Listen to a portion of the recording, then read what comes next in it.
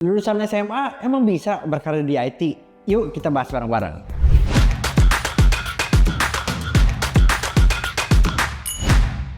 Nah, jadi menarik banget nih. Jadi banyak orang yang dia ngerasa minder ketika dia mau berkarir di IT cuma gara-gara dia hanya lulusan SMA. Koko cerita dulu, backgroundnya kenapa gitu ya. Ternyata kalau di Indonesia itu memang harus diakui banyak perusahaan besar atau sebagian besar perusahaan besar itu mereka cari lulusan yang backgroundnya adalah S1. Sebagian besar perusahaan besar pasti nyarinya begitu. Tapi bukan berarti orang yang cuma lulusan SMA itu nggak bisa berkarir di IT. Kenapa Koko bilang begitu? Karena udah ada contohnya. Jadi Koko ada beberapa kenalan gitu ya, termasuk pada saat dulu Koko kerja. Ada engineer-engineer yang jago banget, ternyata dia berhasil masuk perusahaan ICT konsultan nomor 1 di Indonesia dan perusahaan-perusahaan besar lainnya, padahal dia hanya lulusan SMA. Jadi kalau ditanya mungkin atau enggak, jawabannya adalah mungkin. Koko pengen ajarin kalian begini, apa yang akan terjadi untuk masa depan kalian bergantung pada beliefnya kalian ya, jadi keyakinannya kalian. Nah, jadi Koko pengen lewat konten ini kalian yakin dulu ya, karena contohnya udah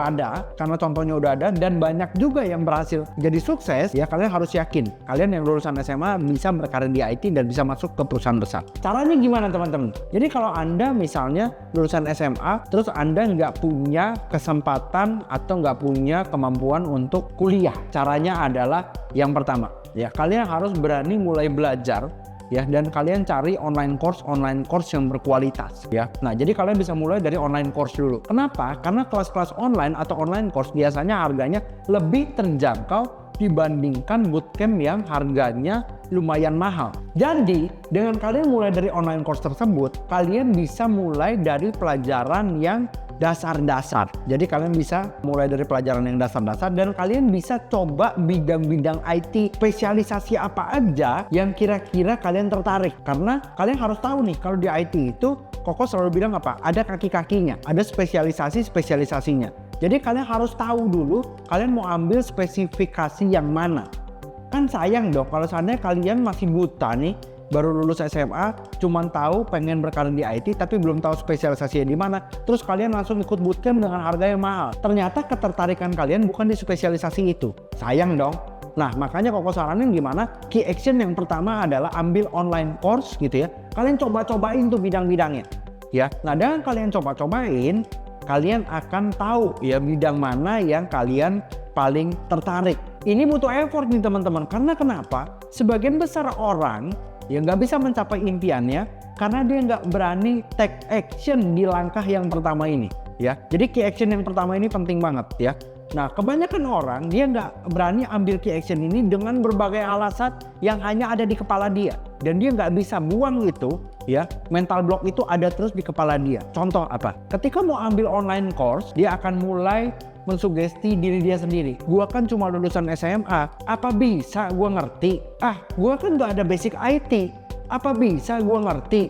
Ujung-ujungnya dia nggak mulai-mulai, ya udah dia akan semakin jauh dari impiannya, bukan semakin dekat. Padahal Koko pengen kasih tahu nih, Anda sekolah dari SD, SMP, SMA itu tidak akan ada pelajaran IT. Jadi orang yang masuk kuliah pun ketika dia pertama kali masuk kuliah, dia tidak akan punya background IT. Ya, jadi sama aja dong. Jadi kalian yang lulusan SMA ya udah mau ambil online course, mau lanjut kuliah, sama-sama nggak ada background IT kan? Ya udah belajar aja gitu. Jadi key action yang pertama ini penting banget. Jadi kalian harus buang mental block kalian dan kalian mulai berani ambil online course. Ya, nah lewat dari online course ini minimal kalian tahu, oh ternyata IT itu kayak gini loh, oh ternyata data science tuh kayak gini, cyber security itu kayak gini, bla bla bla bla bla, dan kalian bisa tahu bidang mana yang kalian mau perdalam. Ibarat kata begini, kalian punya budget yang pas-pasan nih.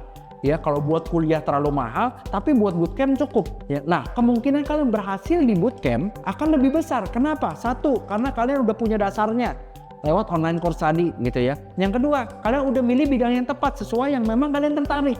Ya udah, berarti kalian bisa spend uang itu untuk bootcamp ke bidang yang spesifik yang kalian udah tahu fokusnya di mana gitu ya, spesialisasi yang mau diperdalam yang mana.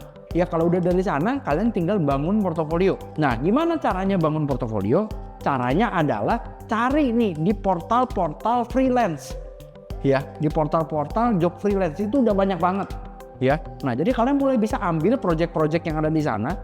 Ingat, abis bikin projectnya didokumentasiin. Nah, ini yang ketiga ini gak kalah penting, bikin dokumentasi. Ya banyak orang yang bikin dokumentasinya aja asal-asalan. Kalian harus belajar tuh. Kalau kalian bikin sebuah website, intinya apa? Dokumentasi itu kan ibaratnya kayak kalian harus nge-show gitu ya, apa yang kalian udah kerjain. Ya bikinlah portofolio itu sekeren mungkin. Terus ada lagi mental block yang bilang kayak gini, "Ko Alvin, saya kan udah bisa desain." Ya ilah, sekarang udah ada Canva kok, tinggal drag and drop. Susahnya apa sih? Nah makanya kalian harus bikin portofolio itu biar keren banget. Kalau udah keren banget ya, itu jadi nilai jualnya kalian. Nah, yang keempat apa? Yang keempat, kalian harus belajar bikin CV. Ya, belajar bikin CV gampang nggak? Ya gampang lah, tutorialnya udah segitu banyak kok. Nah, jadi kalau kalian udah bikin CV, yang penting apa? CV itu harus ditunjang sama portofolio. Kalian bisa nggak masuk ke perusahaan besar? Bisa banget gitu ya. Tadi Koko bilang apa? Sebagian besar perusahaan besar memang dia punya kriteria minimal S1, tapi tidak semua.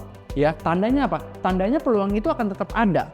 Ya, nah kalian bisa masuk ke perusahaan tersebut dan kalian udah dapat income gitu. Nah ketika kalian udah dapat income, kalian sisihin uang kalian untuk lanjut S1. Supaya apa? Supaya nanti setelah kalian punya S1, peluang kerja kalian itu jadi lebih luas lagi ya, kurang lebih begitu. So buat kamu yang lulusan SMA, santai aja gitu ya.